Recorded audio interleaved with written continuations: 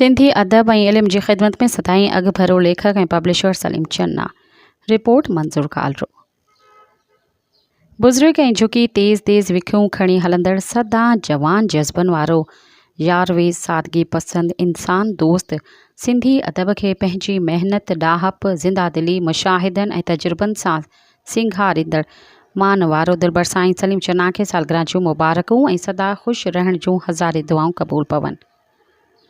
सिंधी ॿोली अदब ऐं इल्म खे नवां रुख ॾींदड़ सदा सरगर्म रहंदड़ सलीम चन्ना पंहिंजे मिज़ाज में हिकु बहितरीनु इंसानु आहे। तंज़ीमी सतह ते मथस खे ज़िम्मेवारियूं लाॻू कई वञनि थियूं त पाण उन्हनि खे घणी जवाबदारी ऐं फ़र्ज़ शनासीअ सां क़बूलींदे अदा करे थो। तंज़ीमुनि में अहिड़ा फ़र्ज़ शनासी वारा जज़्बा रखंदड़ जो घणो क़दुरु कयो वेंदो आहे। असां वटि बि जाखोड़ी किरदार ऐं सदा सरगर्म रहंदड़ अदीब ऐं पब्लिशर तौरु ख़िदमतूं सरंजाम ॾींदड़ मोहतरम सलीम चन्ना जी इज़त एहतराम थींदी रही आहे। अदब दोस्तनि वटि हिन मुहबती ऐं महिनती किरदार जो घणो क़दुरु ॾिसिजे थो। पाण अदबी मेड़ाकनि जे सूंहं खे सिंगारण वास्ते ज़रूरु हाज़िरी भरे पंहिंजूं तख़लीक़ूं पेश कंदे ख़ूब दाद हासिल कनि था।